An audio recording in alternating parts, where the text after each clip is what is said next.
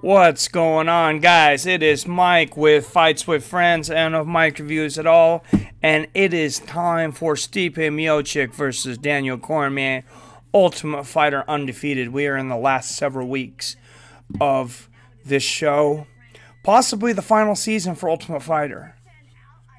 That's the way I call it. I think Dana White's Tuesday Night Contender will take over for the Ultimate Fighter. This, however, there's been some great fights on here. It was a good idea for this season. It's a really good idea having the undefeated guys on here. I think. What do you guys think? And then, of course, the great fight at the end, Stipe Miocic, Daniel Cormier. How many of us have went back and forth on who we think's going to win this fight?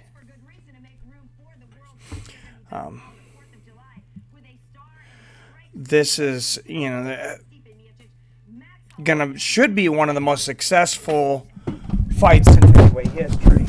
One of the most anticipated fights in heavyweight history, Stipe Miocic and Daniel Cormier. Now, Stipe Miocic, who will win this? What matters who wins it? What matters is who wins the fight at the end, who gets the contract. The team thing is the team thing.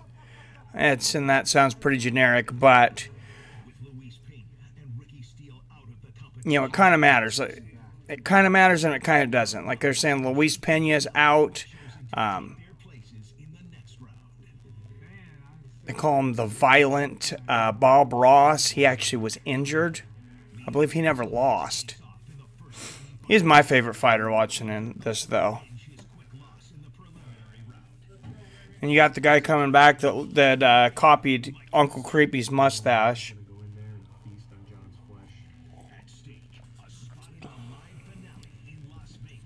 And he's fighting for a spot in the live finale. Actually, a guy that lost in one of the first rounds to Peña is actually fighting for the finals. So I wrote for the other guy. So what's going on? Kenny Florian was talking a little bit earlier, though, about the Yoel Romero, Robert Whittaker thing, and he said he thinks the next step for Yoel Romero should be Jacare Souza.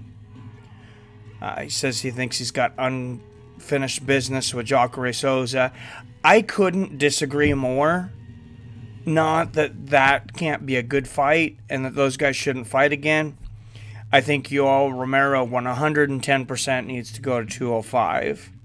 And 205 is wide open right now. I mean, obviously, we don't know when we're going to see Jon Jones again. Dana White says when we do see Jon Jones, it's going to be against Brock Lesnar. He's trying to put that fight together right now. The only thing he's waiting on is USADA. And hopefully they get that figured out soon.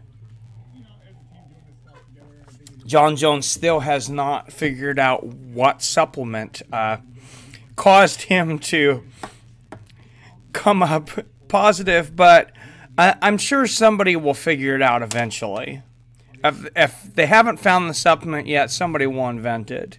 So I have a feeling they're gonna get Jon Jones in there. They're gonna get that Jon Jones and Brock Lesnar fight together because that's big money, and this is pretty badass. They got Stipe Miocic and Daniel Cormier racing Lamborghinis, though. Holy shit. That looks like a lot of fun. Damn, I wouldn't fight Stipe Miocic for it, but I might go on the Ultimate Fighter just to be able to drive that fucking Lamborghini.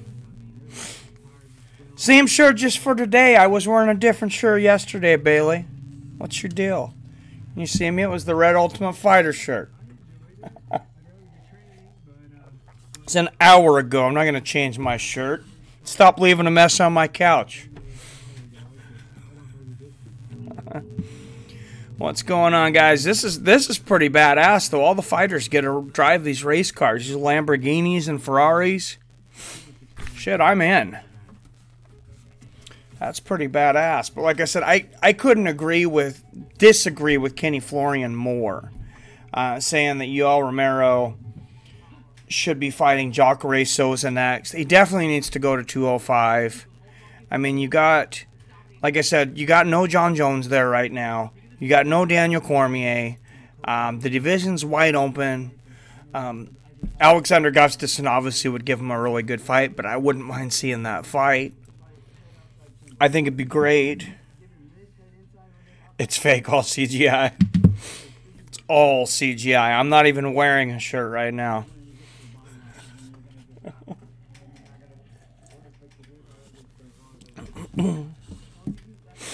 But no, that would be pretty fun. But no, I'm saying Yoel Romero is obviously not a 185 pounder. I mean, maybe he could have made the weight. I don't know. Now that they're going to this 4 p.m. weigh-in, he probably would make the weight. It's kind of funny that Dana White, though, says that all the fighters, of course not. What do you think? Dana White says the majority of the fighters, want to go to a 4 p.m. weigh-in. Although, as far as I can see so far, not one fighter has came out and said that they prefer the 4 p.m. weigh-in. Now, here's the thing that's true that we know. Yes, it obviously gives you more time to make your weight. Most people think, they have a misconception that you weigh less in the morning. That's true, but it's only true because you haven't eaten all night. So if you wake up at 8 o'clock in the morning and you weigh 207, if you weigh again at noon, you will weigh less because you have not consumed any calories. There's no magic that happens in the night except for the fact that you're not consuming any calories while your body's burning calories. So that's why people are going with these, this intermittent fasting, the 14 hours, which I need to do and lose this gut. I'm working on it, working on getting some more protein and fats in, cutting the carbs down, and hopefully some intermittent fasting. Anyways, fake news, yeah. Anyways, the 4 p.m. weigh-in, yeah, I think it will lead to less fighters missing weight. Since June of 2016, 65 fighters have missed weight in the UFC alone. That's pretty ridiculous. This did not happen with the old school guys. Like, I've interviewed, Mark Davis and Pete Spratt. I talked to those guys, Marcus Davis and Pete Spratt. I talked to those guys about what they think about the weigh-ins. Said, we don't care. We never missed weight. And there's guys now that never miss weight. Sean O'Malley was on Joe Rogan. Earlier in the week. Great show if you haven't watched it. I really like the kid after watching that show. He was on there with his coach and talking about, how he eats healthy all year round, not just 6 weeks before a fight. So he knows he's always on weight and he's always in great shape and he always knows, his body feels better and he's an athlete. He's an athlete. It's like LeBron James in the NBA. He doesn't go and gorge for 4 months during the summer. I'm sure there's some NBA guys that do, but the top guys, he kicks it for like 2 weeks. I think it's a conspiracy of scale manipulation set up by the cartels. I have heard this, Bailey. I don't buy into it. David, did you take that pizza out? You're interrupting my stream. I told you you'd forget. David's about to burn some pizza.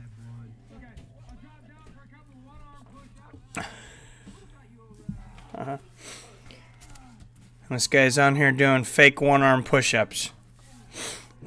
This is why The Ultimate Fighter is probably going to be canceled, and I have to think of things to distract us in between till the fights come.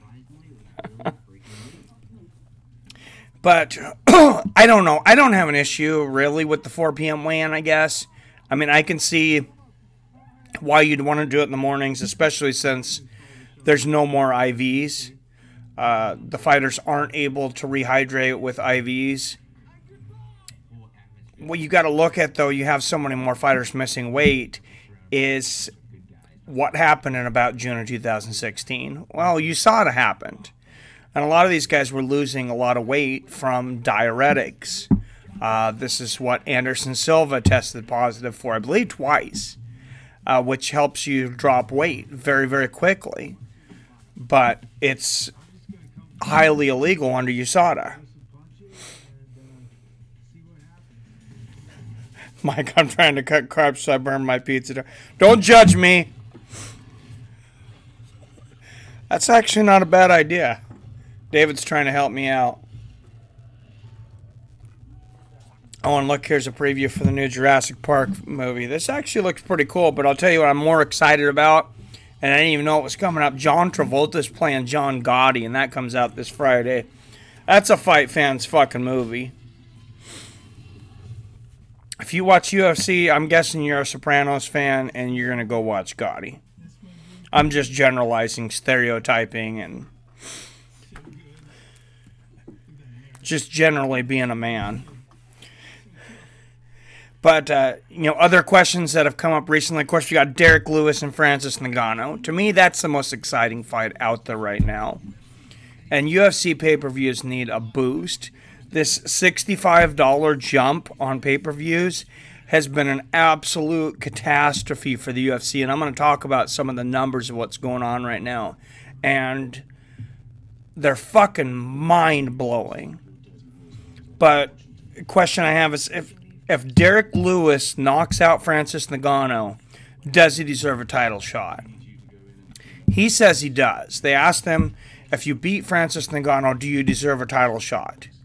He said, no, not if I beat him, but if I knock him out, then yes, I believe I deserve a title shot. So I say he probably needs one more good win, even with a knockout of Ngannou, to get the winner of Stipe and Daniel Cormier. Remember, he got knocked out by Mark Hunt not so long ago and retired. Went off to be a porn star.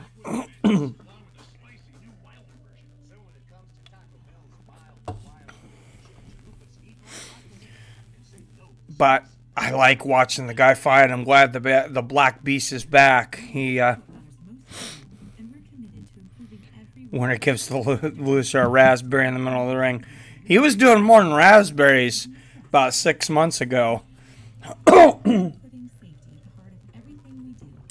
Yeah, Derek Lewis was doing the whole banana. Apparently, it wasn't as gratifying as he hoped it would be.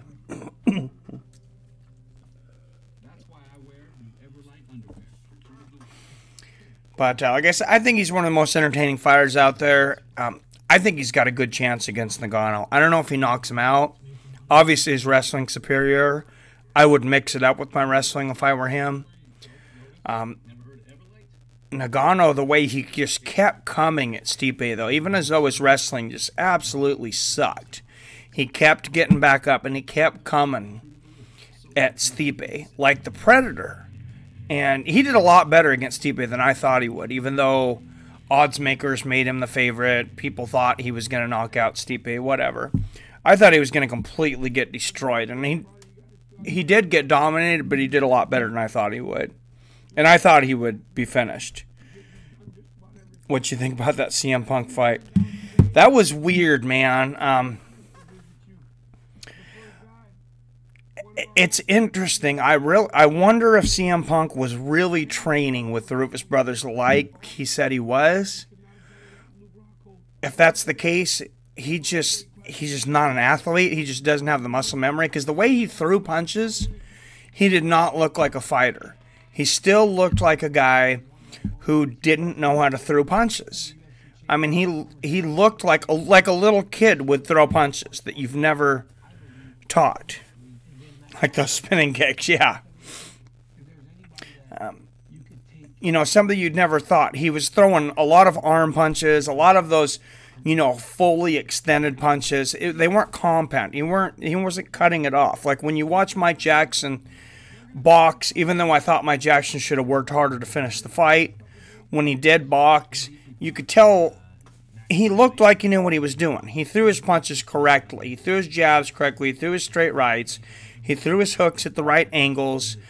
He got his takedowns with the right technique and everything. I'm not sure why he didn't try to finish CM Punk, but I'm going to ask him tomorrow. There's no way that guy trained hard.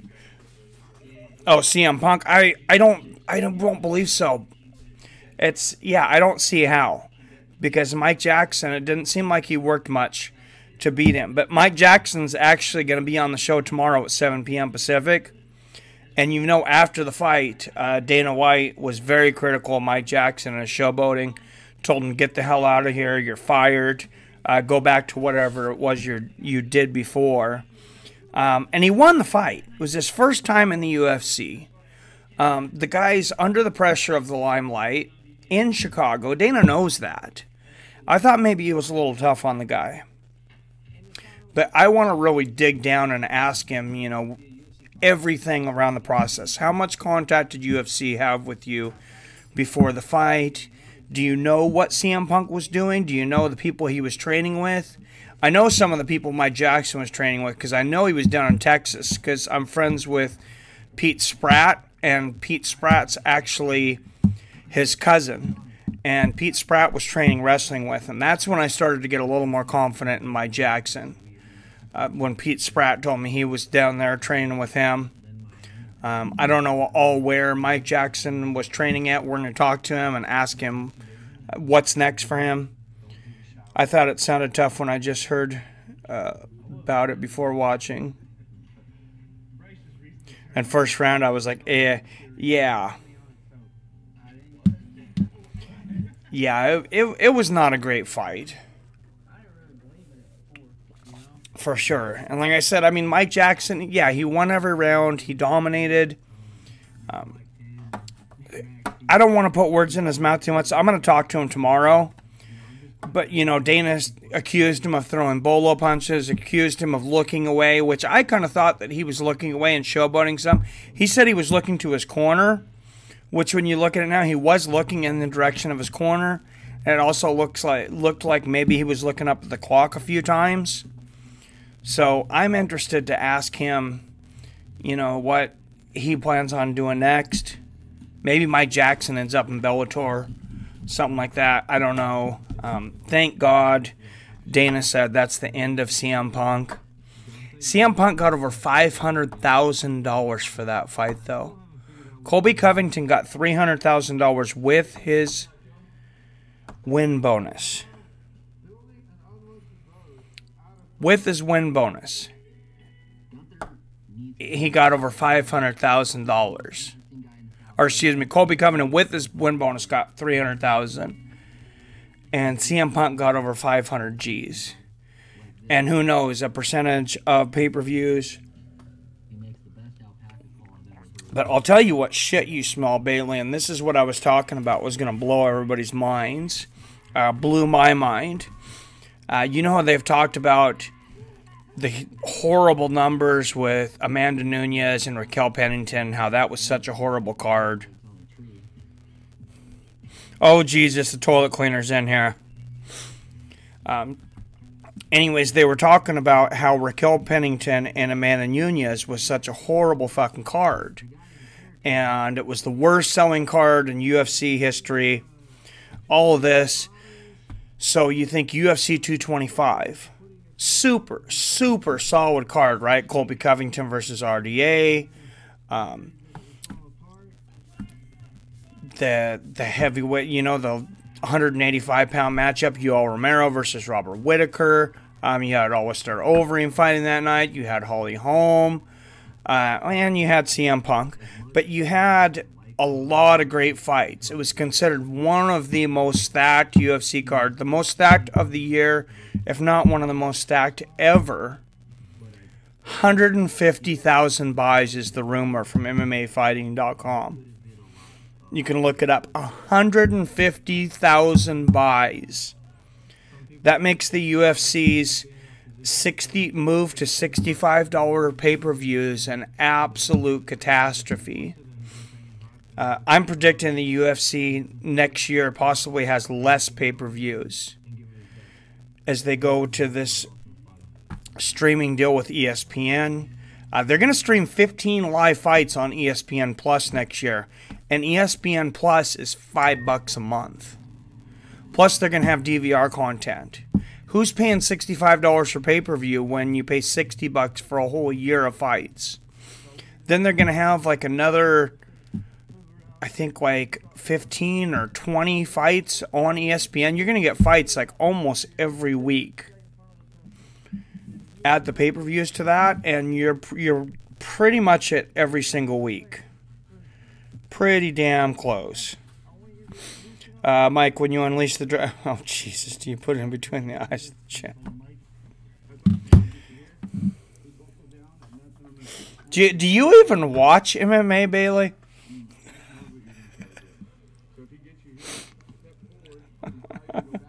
No, this is not the MMA host. Thanks for asking, though. We actually know something about MMA over here, though. I do have a sense of humor, though, so. All right, well, thank you. But, shit, what do you guys think about $65 pay-per-views? I know most of you guys weren't paying $50 for pay-per-views before. You're talking $65. I'm going to look it up. I think you might be talking $75 in HD. I mean, it's freaking nuts. And I don't feel bad giving you guys saying that. I don't feel bad on this stream telling people, go out there, get a VPN. Get a VPN and set your country to Hong Kong. Get the pay-per-view for $20. The higher the price, the better, Bailey. Yeah, people aren't buying, though. Young David was actually bringing up a good point, saying that video games, when they went from $50 to $60, there's like this magic number that people don't want to pay that. Is that what was it you were saying, David? I'm misquoting you. 60 is a magic. We figured out, the video game industry figured out that 60 is a magic number, and anything above that, very few people will pay for, I don't know what else, but the games industry has spent probably like the past 10 years just trying to figure out ways to make enough money without having to raise that number. Yeah, well, the UFC figured out ways to make money to get their $4 billion back. They got $1.5 billion deal with ESPN, so I don't think they really need to be doing $60 pay-per-views. I watched the Fight and the Food Fight live chat. I've seen them. Keeps poor people from watching my fights. Oh Jesus. Yeah, that's. Oh, I'm looking at it right now. Pay-per-view HD. Excuse me, 65. Standard is 55. And then for $91.96, you can get the pay-per-view HD plus 6 months of Fight Pass for $92. That's US. Canada, it's quite a bit more. Jason was on here. Jason Azabato. It's in almost every chat. I'm surprised we haven't seen him yet. But he was saying in Canada, it's even insanely more. It's absolutely ridiculous. I think that they think people are going to pay that.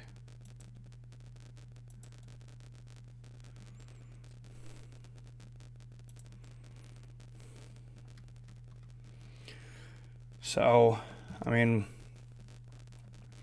I'm not going to pay it. I'm not going to pay $65. I said I pay for my pay-per-views, but I'm a Hong Kong citizen for one day a month.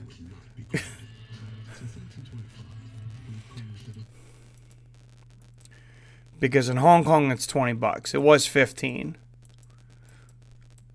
And, you know, the UFC gets enough money out of me with Fight Pass and everything else. So, and they banned my damn channel anyway, so fuck them. I know who snitched on you, Mike, says Mr. Cut. Was it you? Doesn't really matter. Fights of Friends will be back up in about another 10-15 days. Assuming the UFC doesn't take legal action against me. That's That's the deal. I believe they have like 10 to 15 days to take legal action against me. And I did nothing wrong, so I'm not worried.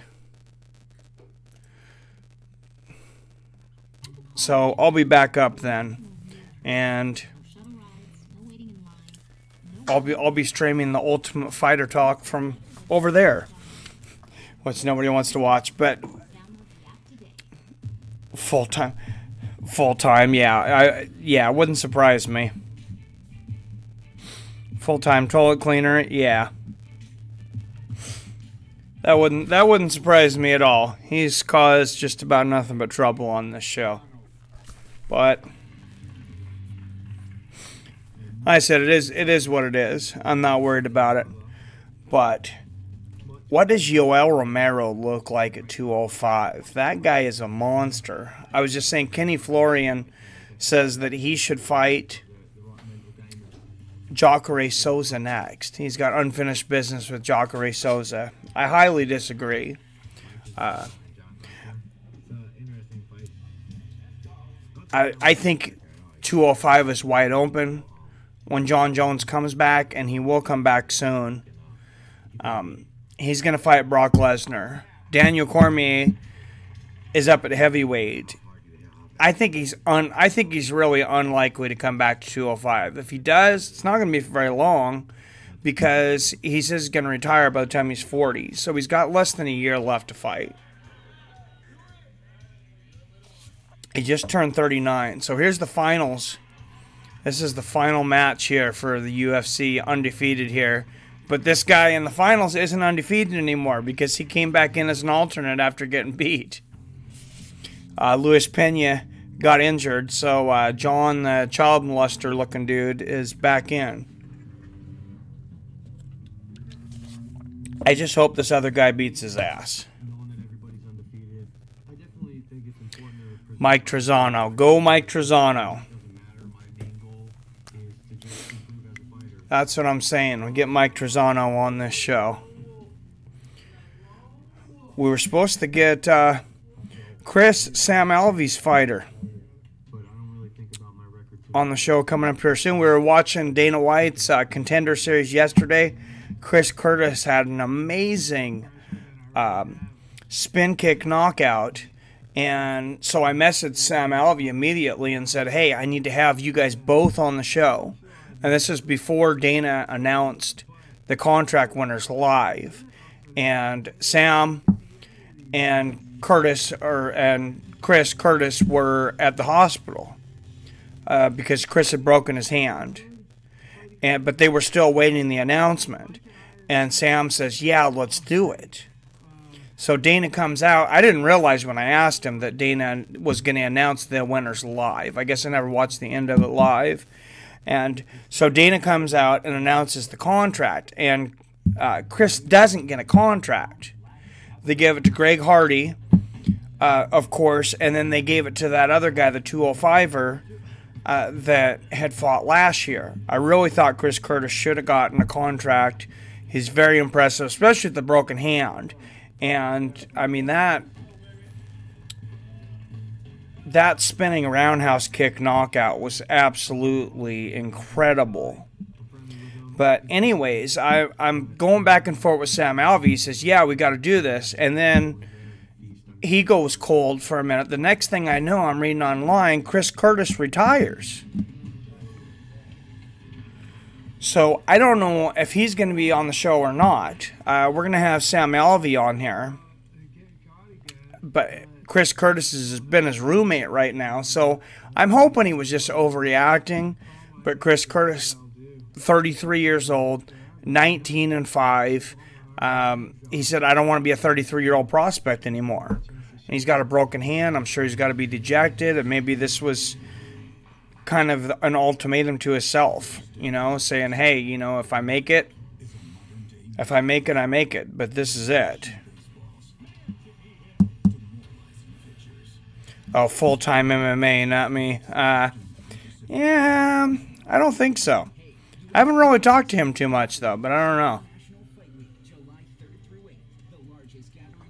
I've seen the beginning of his show, like the the bagel biting thing at the beginning. Honestly, I don't watch much of anybody else's show. I don't really watch much of Chris's show. Not because I don't want to support him or have a problem with him or don't want to talk to you guys in there, but I don't want to be easily influenced by something he does and then have it rub off on my show so it looks like I'm copying him. So I just prefer not to be influenced by those guys at all. So try to keep my show as original as possible. I mean, and my main influence, of course, is Joe Rogan. I mean, which is most of these guys. He's the one who started the Fight Companions. I listen to him all the time, and I just try to have the best knowledge and try to have a little sense of humor while I'm doing it. And hopefully one day I'll make some money. But this looks like your kind of movie here, Bailey. This new Purge. The first Purge. I know this isn't about MMA, but this is pretty bold. I mean, the plot for the Purge originally was pretty bold, but I'm not giving anything away that's not in the previews. If you guys haven't seen the previews, you need to watch this for the first Purge. I seen this in the theater in the previews. The premise behind this first Purge is the Purge was actually started by the government. I'm not sure that's the message we need to send to the country right now, but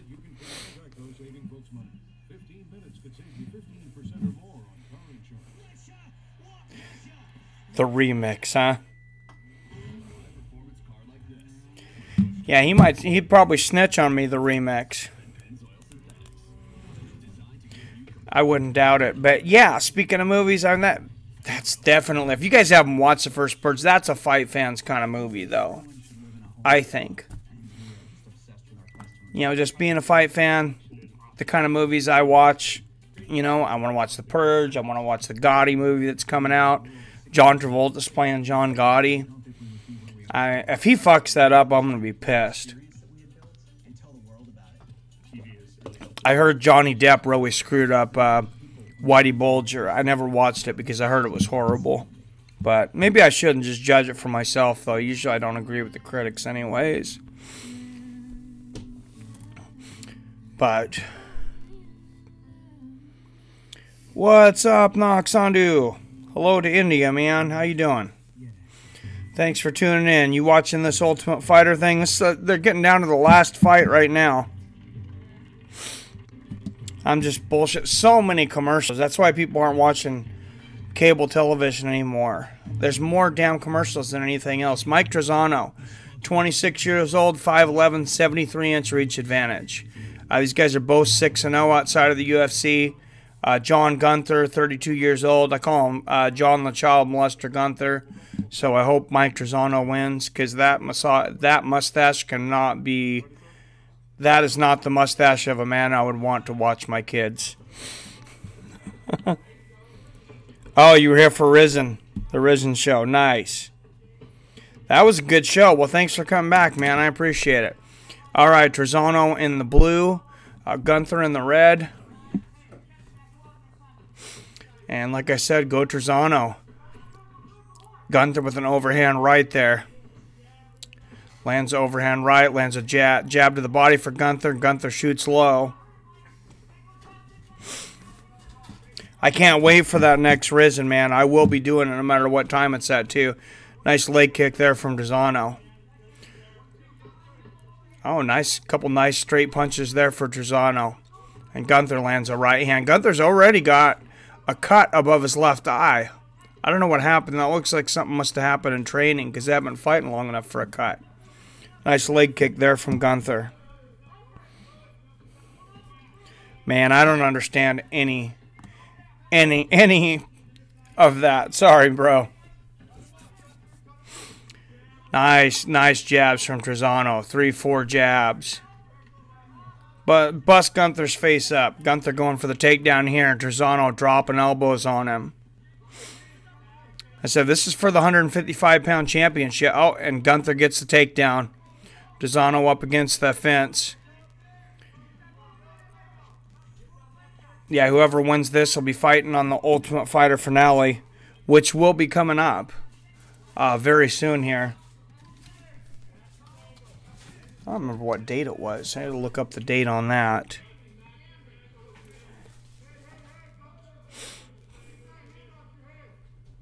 Ultimate Fighter finale is July 6th, a couple days after the 4th of July. I don't know if he'll be back in town yet, but it's Brad Tavares and Israel Adesanya, the last style bender. 13-0 out of Nigeria, 92% knockouts. That guy's a beast. I can't wait for that. And finally, Alex Caceres is coming back. He versus Martin Bravo. He was supposed to be fighting Artem Lobov at the big UFC 223, the one that Conor screwed up and everybody got cut. Well, Artem Lobov got cut in a different way. He got his contract cut, and a couple other people got cut from Glass. Gunther continuing to keep Trezano down. Trezano's going for a guillotine here, though.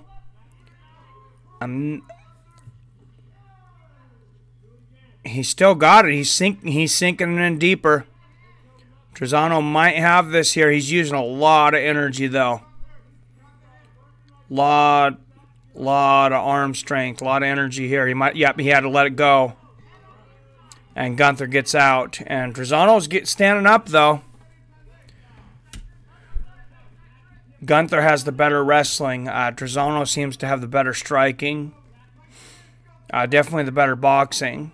Trezano's back up. He's up against the fence. Gunther's landing knees to the inside of the thighs there.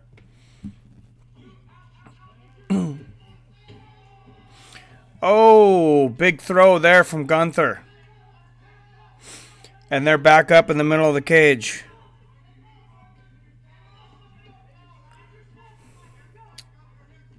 Next, oh, big right hand there from Trezano. Beautiful.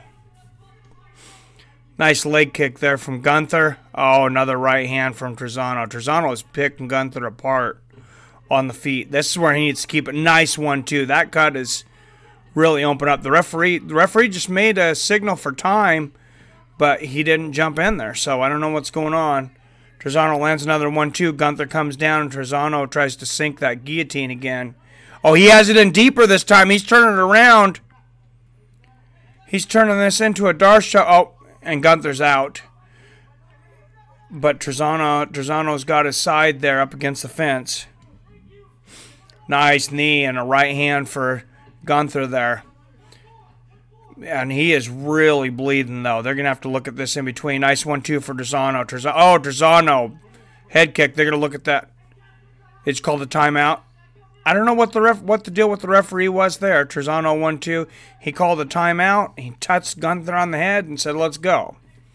So Trezano lands another 1-2 and a nice leg kick there. A few seconds left in the round. Oh, and beautiful leg kick 1-2 combo for Trezano. His striking is on. Beautiful right uppercut for Trezano, too. He could be a good representative in the UFC. From what I see so far. Alright, they got to figure this out in between rounds.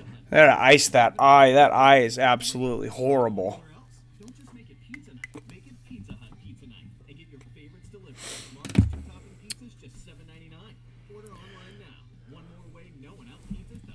So, we'll be right back, guys. Commercial break.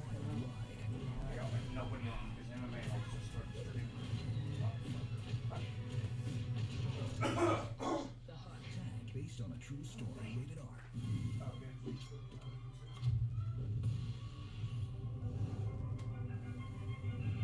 Mix and match the flame grilled Whopper with crispy chicken or spicy crispy chicken. The 2 for $6 mix or match deal. Only at Burger King.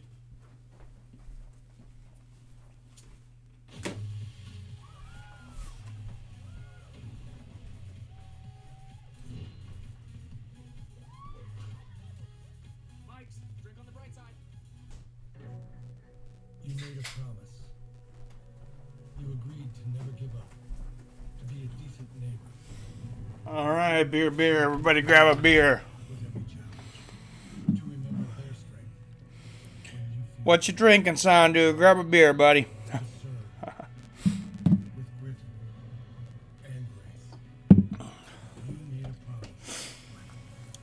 There we go. 2 more rounds in the finals here. Let's see who will be the 2018 Ultimate Fighter and the winner of Ultimate Fighter Undefeated.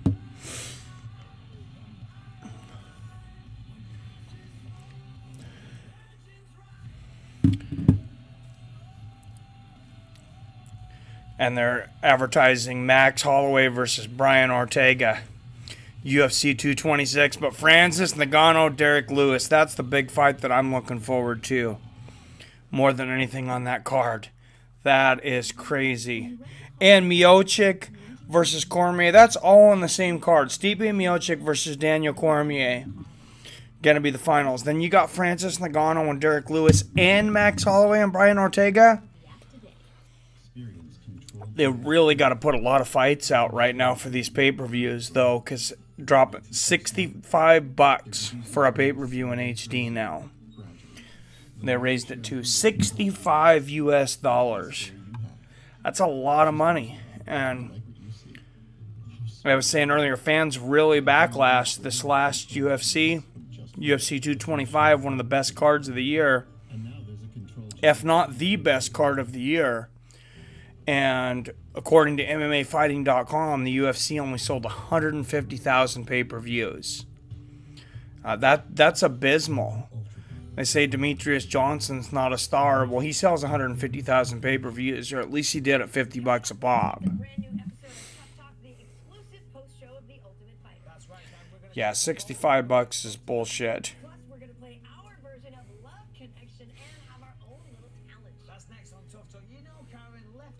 Jesus, FTC. I don't think Full-Time Toilet Cleaner watches MMA either.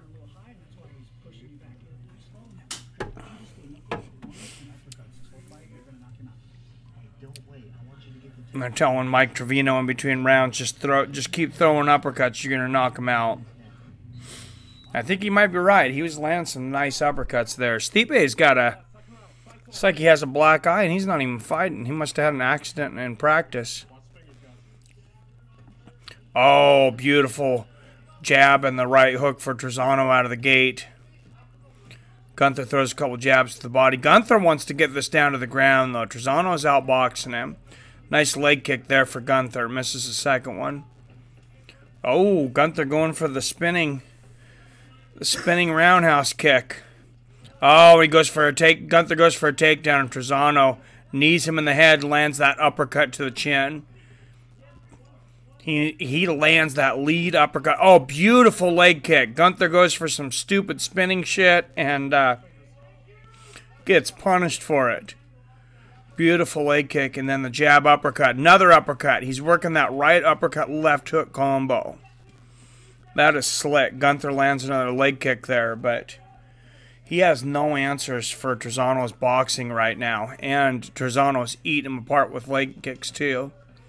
Gunther's throwing leg kicks too. They're not as hard as Trezano's. If Trezano can keep this standing, I think he goes to the Ultimate Fighter finale for sure.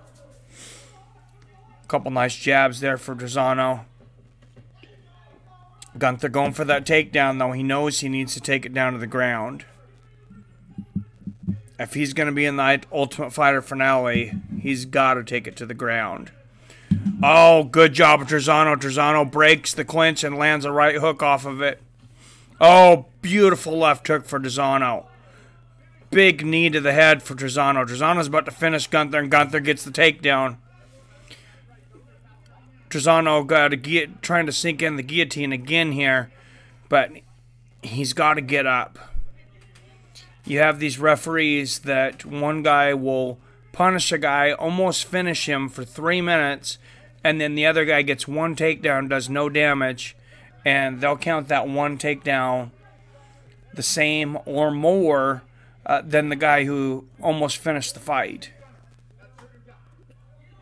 It's a big problem in MMA, but it still exists. Gunther throwing a little bit of ground and pound there, but not really landing anything hard.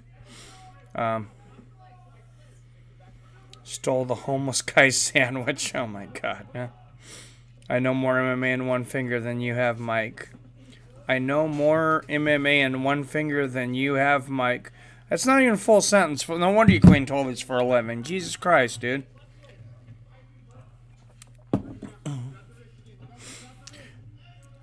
Gunther pushing Trezano back down on the mat here, bleeding all over his face.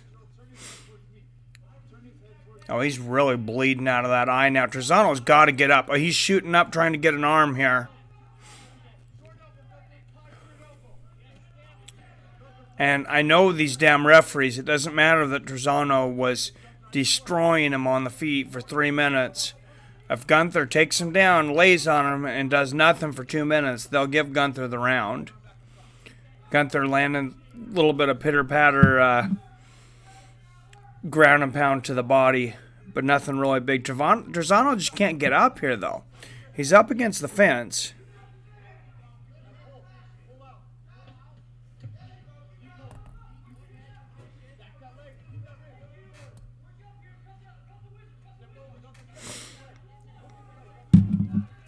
He's back up. Trezano is back up. Gunther's pushing him back up in against the fence.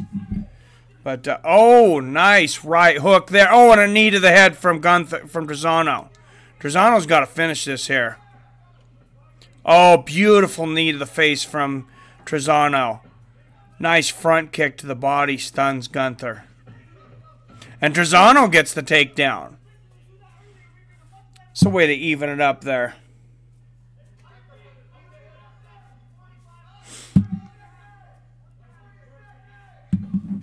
40 seconds left in the match. Gunther trying to shoot up a desperation triangle, and Trezano's got his arm in there, but oh, he's got an arm and he's got the neck. Gunther's got a scissor on the neck. 25 seconds left in the round. He's making a decent submission attempt here. I don't think he's got anything on, but he is tightening up that triangle. 15 seconds left. Oh, he's tightening up more. Trezano. It almost looked like Trezano was going to tap there for a minute. But he's got it loosened now, I think. Few seconds left in the round, and that's it. What's up, Julio Cesar? How you doing, man? Round apiece, I believe. Whoever wins this round, or if somebody finishes, they will be the Ultimate Fighter.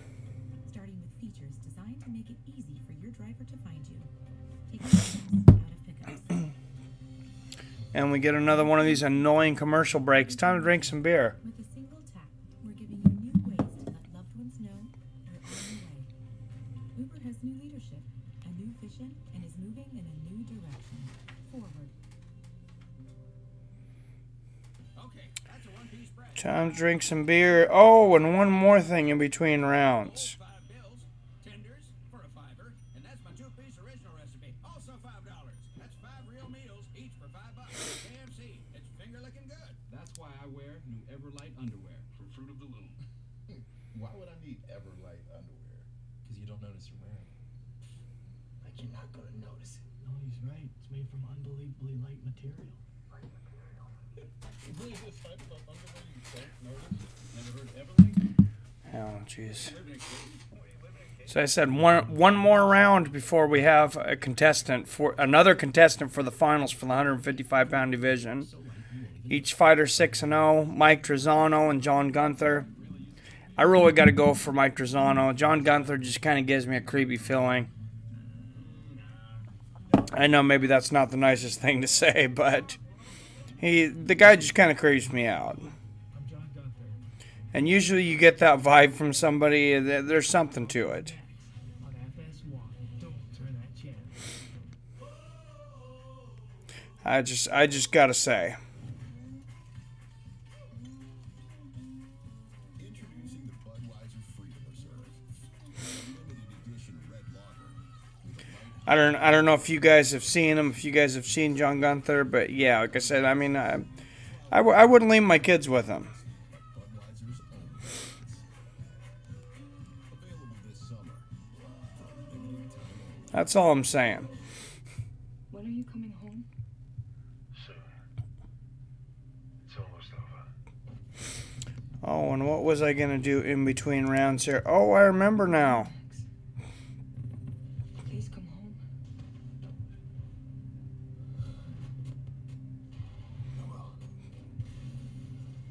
I will. I love you. Love you back. Deep State. Only on Epix. I remember what I was going to do. Would be weird to resemble a serial killer. Yeah, it would be. I remember what I was going to do. Full-time toilet cleaner. Get the fook out of here. You asked for it, Cleve. I'm out of here. Metro PCS brings you closer than ever to the UFC. Anytime, anywhere. On a reliable network that covers 99 Yeah, I've kind of had it with you for the day, man. Maybe next time.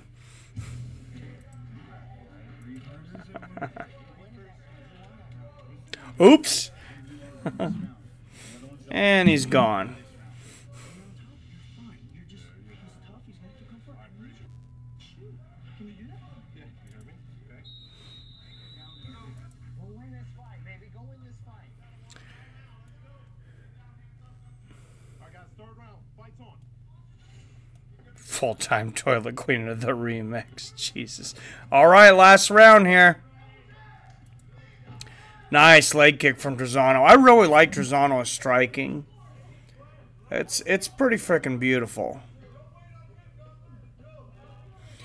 I don't really want to see Gunther as the guy that gets in this thing, so.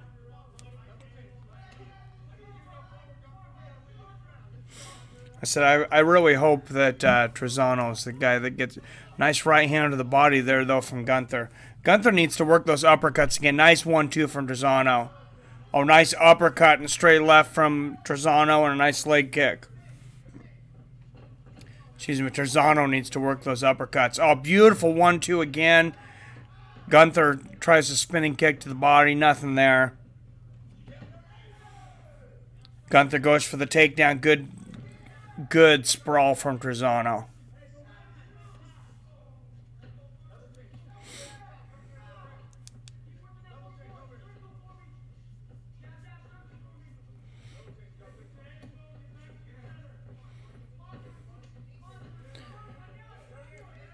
Nice right hook to the body from Gunther there, though. He's been working that body the whole time. Nice left hook from Gunther. Another left hook to the chest for Gunther. Gunther's face is a pool of blood, though. Trezano's he's got to shoot that uppercut again. He's had so much success with that uppercut. Nice right hand for Gunther.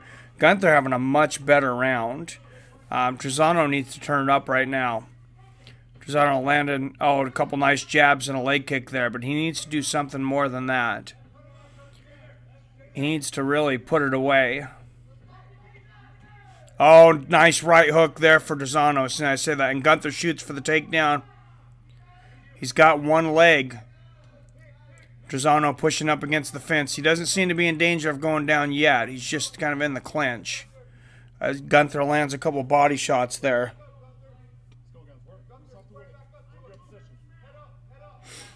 And the referee just warned him, work or I'm going to break you. So good thing. Oh, and Trezano gets Gunther's back. Trezano pushing Gunther down now. Now he's got him up against the fence, and they break. And Gunther's face is just a mask of blood right now. His face looks like the mask from Silence of the Lambs, just covered in blood, though. Nice leg kick there from Trezano.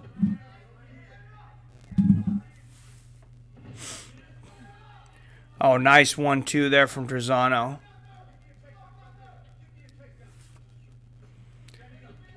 Oh, beautiful uppercut. I got to say, Gunther's got a hell of a chin, and Gunther lands a nice right hand there, but that was a solid uppercut. Knocked Gunther's mouthpiece across the cage. And Gunther, good sportsmanship. He didn't take a whole lot of time to put that mouthpiece in. He could have kind of milked that, and Trezano lands another uppercut for his efforts and a front kick to the body.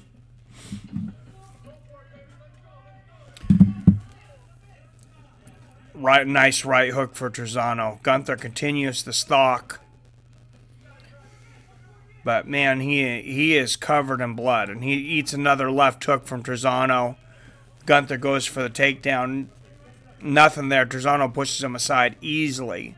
Gunther really looking gassed here. He might be getting weak from all the blood he's losing, honestly. 1:10 left in the fight. Gunther goes for the spinning back fist. Misses horribly. Lands a weak leg kick there. But Trezano needs to pour something on, though. He can't be confident in the judges. Nice 1-2 there for Trezano. And Trezano gets the takedown. That might have sealed the deal right there. And he's got Gunther's back. Gunther's trying to get up. He's trying to push up against the fence. Gunther's up. Trezano's fine with that. He pushes him off. So let's stand. And Gunther's coming forward. And Trezano moves to the side like a matador. Like a bull. And Trezano takes him down again. Beautiful shot. And he's got Gunther's back, and he's raining down ground and pound. 15 seconds left in the fight. This is a great position to end the fight. Oh, he's battering him to the temple. He's trying to finish this here. Oh, beautiful knee to the head. Gunther's face is a bloody mess.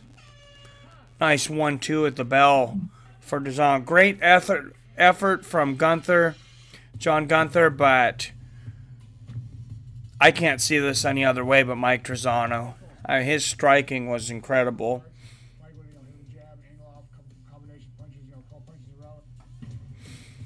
What do I think is more brutal, left side of the face or the right side of the face? I guess it depends on what your good side is.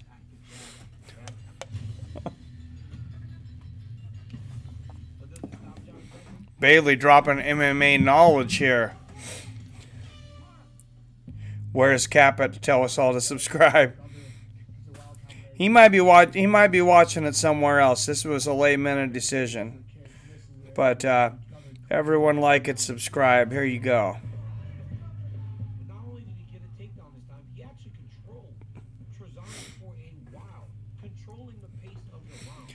Getting a few more subscribers over here while we wait on Fights with Friends to come back. Fights with Friends has been slowly getting subscribers, though. More than this channel, surprisingly. I've gotten, I think, 15 subscribers since my stream was suspended. So it's kind of funny. But I'll take it. And this channel's got we've gotten extra 50 subscribers. I only had like 5 or 6 subscribers before this. What's up, Super Tramp? All right, we're going to go to a decision here between Mike Trezano and John Gunther. Like I said, I'm pretty sure Mike Trezano should be in the Ultimate Fighter finale. His striking was pretty dominating.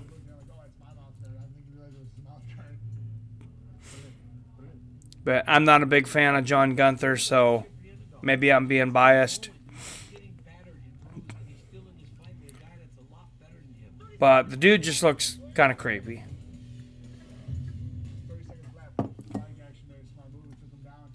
And Stipe needs a win here, so. Beautiful knees. They're showing the replay there. Beautiful knees from Trezano. This guy, he could have what it takes to be in the UFC. That 155-pound division is so stacked, though.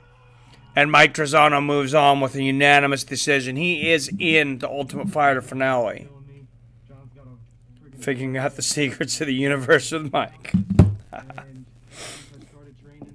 Well, thanks for coming along for the ride, Bailey. We'll figure him out together, man, because I don't know shit. But I'm trying to learn every day.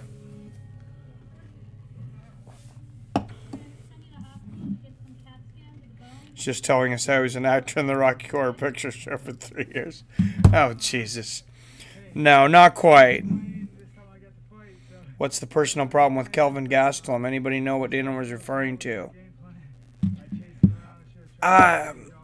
You know, I don't know. I could only speculate. I imagine the first thing that comes to everybody's mind is something domestic. And I don't want to throw anything big out there for him, but the way he said it, it's like either some kind of domestic dispute or something with child support.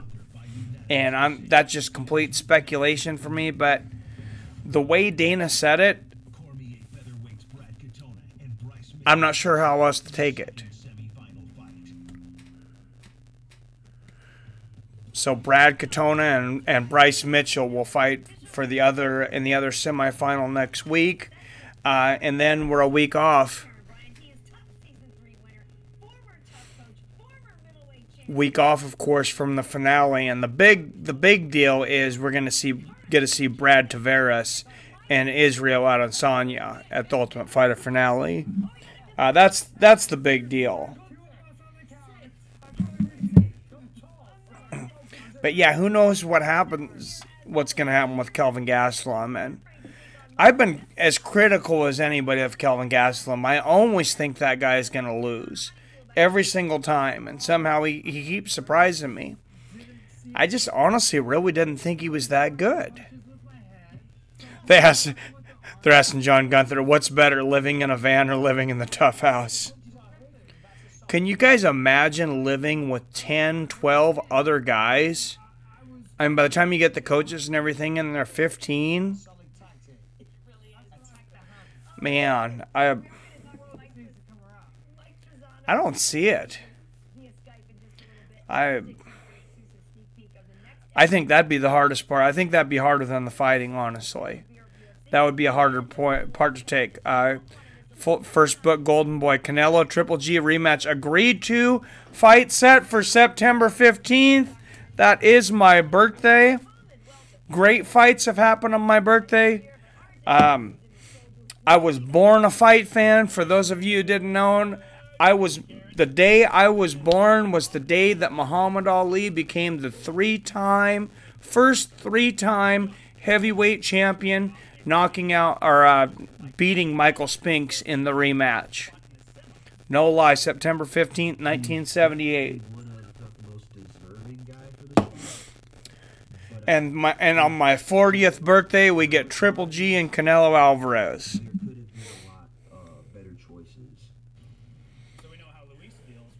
No thanks, people can stink, yeah. Yeah, who knows what's going on with him, though, yeah. Hey, Tough Talk, are you kidding me? Stipe putting John Gunther back in the mix just proves that he doesn't know what... Yeah.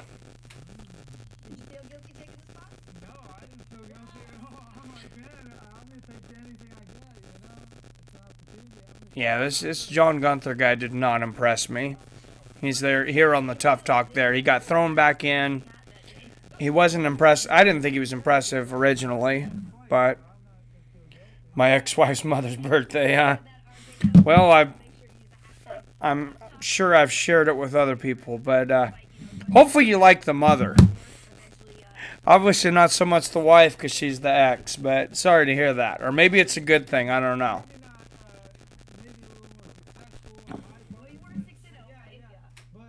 Unsubscribe.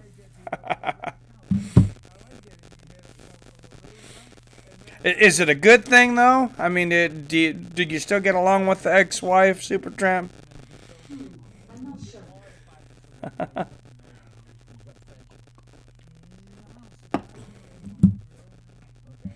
I'll leave you alone on that one. Alright, guys. Thank you very much for joining this. Not a lot of action for me to talk about here in this tough show, but it was fun. I appreciate you guys tuning in. Be much better when we can do some fight companions. But tomorrow, don't forget tomorrow, 7 p.m. Pacific, we're going to have Mike Jackson here. He was CM Punk's opponent. Dana White called him out, said, "You're fired." She's dead. Ooh, sorry to hear that, man. Oh, shit. I'm really sorry to hear that. Yeah.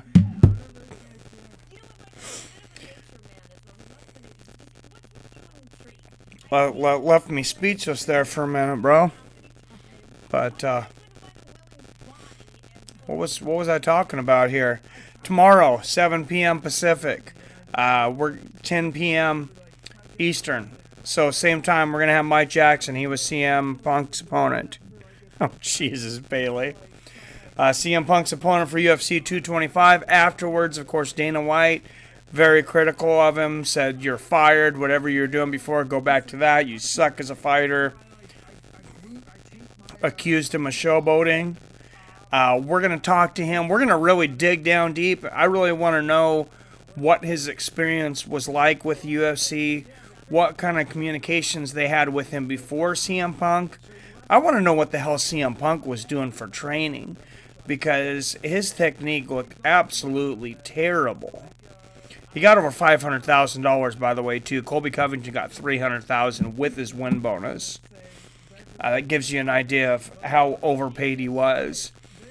But if he was doing it for a paycheck, he could have just stayed in the WWE, though. So I think he did want to fight. I think he just didn't want to fight bad enough to train hard, apparently. But yeah, I'm curious to see what Mike Jackson says, though.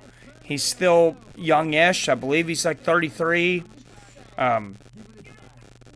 He might take a shot in Bellator. I know the guy's got a reporting degree. He's got his own channel here on YouTube. I'm curious to see what he has to say. I'm curious to hear his reaction from what Dana White had to say to him. Dana White really threw him under the bus. So don't forget to tune in for that tomorrow. Definitely 7 p.m. Pacific for the live stream. It'll also be recorded later on the DVR on Fights with Friends. If you guys want to watch it later, but I think we all want to know what in the world this guy's thinking. After Dana White called him out, I'm sure he's going to have, or maybe not, maybe some not so nice words for Dana, or maybe he saves it because maybe he still thinks there's a chance he gets back in the UFC. I don't know, it's hard to say with a situation like that, but Dana White obviously not happy with him at all. Like I said, thank you everybody for tuning in. Those of you that were here, as always, I love you, I respect you, and I'll see your fine asses later.